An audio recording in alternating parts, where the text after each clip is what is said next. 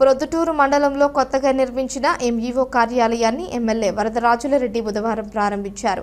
ఈ సందర్భంగా ఎమ్మెల్యే మాట్లాడుతూ గ్రామీణ విద్యార్థులు కూడా నగర విద్యార్థుల స్థాయిలో పోటీ పడేలా నాణ్యమైన విద్య అందించాలన్నది ప్రభుత్వ ప్రధాన లక్ష్యమన్నారు. పిల్లలపై ఆర్థిక భారాలు లేకుండా విద్య అందించే దిశగా ప్రభుత్వం కట్టుబడి ఉందని తెలిపారు. ప్రభుత్వ ఉపాధ్యాయులు విద్యార్థులతో మమేకం కావాలని, వారి సమస్యలను పరిష్కరించడం తమ బాధ్యతగా గుర్తుంచుకోవాలని సూచించారు. విద్యారంగం అభివృద్ధి కోసం మరిన్ని పథకాలు త్వరలో అమలు చేస్తామని ఎమ్మెల్యే వరదరాజులరెడ్డి తెలిపారు. అనంతరం ఎమ్మెల్యే స్థానిక ప్రజలతో మాట్లాడుతూ అభివృద్ధి పనుల పురోగతిని సమీక్షించారు. కార్యక్రమంలో విద్యాశాఖ అధికారులు, ఉపాధ్యాయులు, స్థానిక నాయకులు పాల్గొన్నారు. ప్రొద్దుటూరు మండలంలో విద్యాశాఖకు సంబంధించిన వారికి ఆఫీస్ లేని కారణంగా మున్సిపల్ ఆఫీసులు ఒకరు, తాలూకా ఆఫీసులు ఒకరు ఈ మాదిరిగా అక్కడ ఇబ్బంది పడే పరిస్థితులు అక్కడ ఉంటా ఉంటే పోయిన వాళ్ళకు కూర్చోడానికి కూడా అవకాశం లేని పరిస్థితుల్లో జరిగింది. ఆ పరిస్థితుల్లో ఇక్కడ ఎండిఓ ఆఫీస్ ఇక్కడనే ఉంది. ఎండిఓ ఆఫీస్ దగ్గరగా సన్నిహితంగానే ఎండిఓ ఆఫీసు దగ్గరగానే బాగుంటుందనే ఉద్దేశంతో ఇక్కడ స్థలాన్ని గుర్తించి ఇక్కడ కట్టడం జరిగింది. సమితి పైన కొత్తగా సుమారుగా 2 రోజుల కిందట డిఎస్సి పరీక్షలు రాష్ట్ర ప్రభుత్వం మన ముఖ్యమంత్రి చంద్రబాబు నాయుడు గారు, లోకేష్ గారు డిఎస్సి పరీక్షలు జరిపి దాదాపు 6,070 మంది టీచర్లను సెలెక్ట్ చేయడం జరిగింది. అన్ని స్కూళ్లకు కావాల్సినంత మంది టీచర్లను ప్రభుత్వం నియమించింది. ఈ విద్యా విధానంలో గ్రామీణ ప్రాంతంలో ఉండే పేద పిల్లలందరూ కూడా మీరు వాళ్ళను ప్రతి ఒక్కరిని టీచర్లు మీరు పోయి వాళ్ళ ఇళ్ల దగ్గరికి పోయి తిరిగి వాళ్ళ పిల్లలను స్కూల్లో చేర్పించాల్సిన బాధ్యత మీ మీద ఉంది. ఎందుకంటే ఇప్పుడు డిఎస్సిలో కాంపిటీషన్ ఎగ్జామినేషన్ పాస్ అయిన టీచర్లు అందరూ దాదాపు ఫస్ట్ క్లాస్ పాస్ అయిన టీచర్లు మాత్రమే ఉంటారు. కాబట్టి టీచర్లు మంచి విద్యాబోధన చేస్తారు. గతంలో ఏదో పల్లెల్లో చిన్న వాళ్ళు పనులు చేసేవాళ్ళు కూడా కాన్వెంట్ కూడా పంపిస్తారనే పరిస్థితి లేకుండా ప్రతి గ్రామంలోనూ కాన్వెంట్ స్కూల్ చిన్న తరగతి కింద 5వ తరగతి వరకు ఉండబట్టిన స్కూల్లో మీరందరూ గ్రామాలకు పోయి వాళ్ళందరినీ పిలిచి పిల్లలు స్కూళ్ళలో చేర్పించి ఎస్సీలు, ఎస్టీలు, బీసీలు వీళ్ళందరికీ కూడా మంచి విద్యాబోధన జరుగుతుంది. స్కూల్లో మీరు చేరేటని చెప్పి వాళ్ళకి నచ్చ చెప్పి గ్రామీణ ప్రాంతాల్లో ఉన్నబడిన స్కూళ్ళలో చేర్పించాం.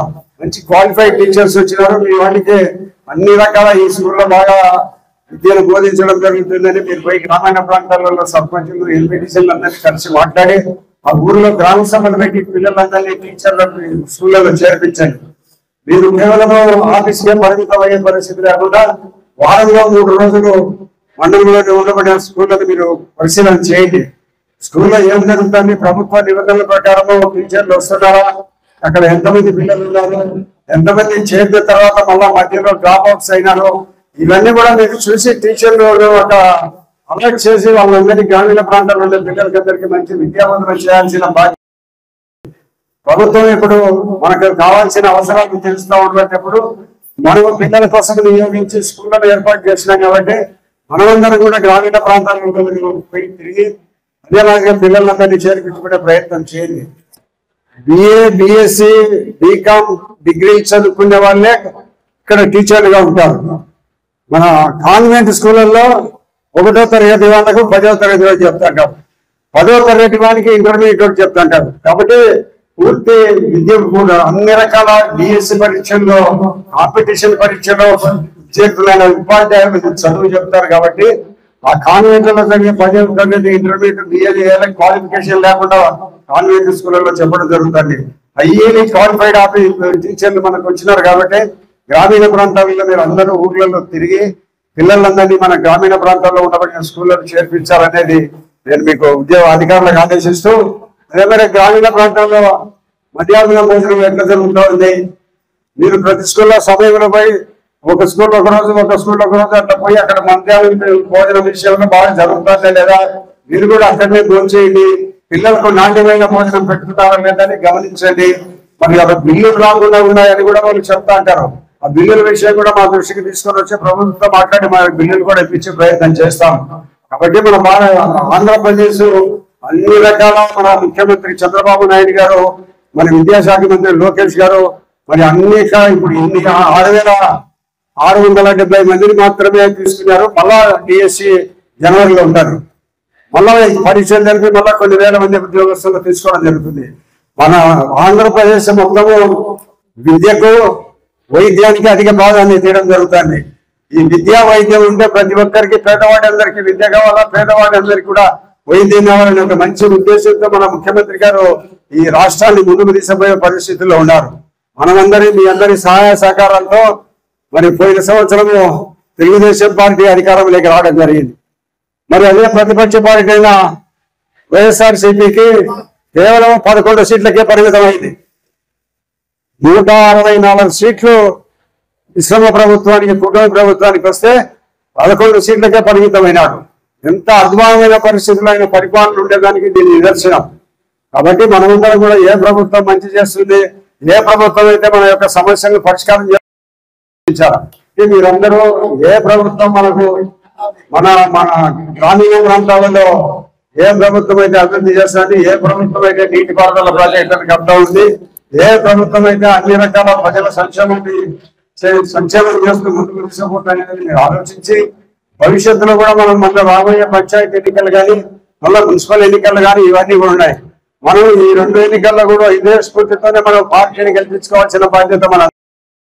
కాబట్టి దయచేసి మీరందరూ కూడా ఈ యొక్క అవసరాల కోసం మాతో కానీ సంప్రదించండి. ఎవరైనా కూడా నేను ఫోన్ అందుబాటులో ఉంటాను. మరి ఈ రోజు మంచి అందమైన భవనం కట్టారు. ఇప్పుడు బాధ్యత ఇద్దరు ఎంఈల మీద ఉంది. ఎడ్యుకేషన్ మండల స్థాయిలో అభివృద్ధి చేసే బాధ్యత మీ మీద ఉంది. మీకు గతంలో ఆఫీసు లేని కారణంగా ఎక్కడో ఉంటానప్పుడు మేము రాలేకపోయినాము. ఇక్కడ మేము తరచుగా ఉంది, నా ఊరికి పోయిన ఎవరైనా ఉంది కాబట్టి అప్పుడప్పుడు వస్తూ ఉంటాము. మీరు సకాలంలో ఆఫీస్కి వచ్చి సాయంత్రం సమయం వరకు మనం ప్రభుత్వం నిర్దేశించిన సమయం వరకు ఉండి ఆఫీసుల్లో ఉండండి. మరి ఎవరు వచ్చినా మీ దగ్గరికి మీరు సమాధానం చెప్పాల్సిన బాధ్యత ప్రభుత్వ ఉద్యోగుల మీద ఉంది.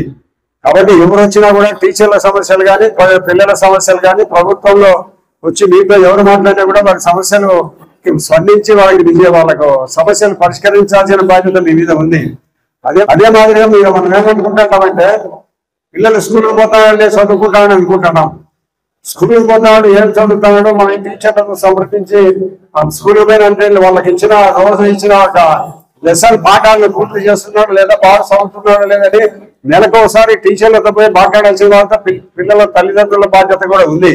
మనం అందరం కూడా ప్రభుత్వం అంటే ఎవరితో కాదు, ప్రభుత్వం మనం ఓట్లేసిన వాళ్ళు ఆంధ్ర రాష్ట్రాన్ని పాలిస్తున్నారు. కాబట్టి ప్రజల ప్రభుత్వం కాబట్టి ఇది మనమందరమే బాధ్యతగా ఉండి ఈ సమస్యల పరిష్కారం కోసం ప్రభుత్వం అన్ని రకాల ఇతోధికంగా అభివృద్ధి చేసేదాని కోసం మనము మన సహాయ సహకారాలు ప్రభుత్వానికి అందించిన బాధ్యత అందరి పౌరుల మీద ఉందని నేను తెలియజేస్తూ భవిష్యత్తులో ఇంకా కొన్ని అభివృద్ధి కార్యక్రమాలు చేయడం జరుగుతుంది. మరి మైదుకూరు రోడ్డు విస్తరణ చేస్తున్నాం, పొరపాటు రోడ్డు విస్తరణ చేస్తున్నాం, రిలయన్స్ పెట్రోల్ దగ్గర నుంచి ఎర్రగుడ్లకు పోయే బైపాస్ రోడ్డు విస్తరణ చేస్తున్నాం, కొట్టిపాడు రోడ్డు విస్తరణ చేస్తున్నాం. ఇవన్నీ 4వ రోడ్డు కూడా విస్తరణ చేసే కార్యక్రమాలు చేపట్టడం జరిగింది. కాబట్టి కొంతమంది ఏదన్నా రోడ్ల మీద ఏమన్నా కొంత ఎదిక్కి సర్దుకోవాలని అంటే ఎవడు ఇంటికాడికి పోతే వాడు నాది కాదు అంటాడు. కాబట్టి ఎన్నో రోడ్లు హైదరాబాద్ కానీ విజయవాడ కానీ ఎక్కడో మనకు 4 లైన్ల రోడ్లు ఉంటున్నాయి. ఇప్పుడు విజయవాడకు హైదరాబాద్ నుంచి మళ్ళీ 6 లైన్ల రోడ్డు కూడా ఇస్తున్నారు. మనకు ఎంత విస్తీర్ణం మన ఇంటి దగ్గర వెడల్పుగా ఉంటే అంత మనకందరికీ సౌకర్యంగా ఉంటుందనేది గమనించుకొని మనమందరూ కూడా అటువంటి పరిస్థితి వచ్చిన చోట కొట్టిపాటు రోడ్డు, పొరపాటు రోడ్డు, మైదుకూరు రోడ్డు విస్తరణ అందరూ సహకరించాలని కోరుకుంటూ మీ అందరి దగ్గర సెలవు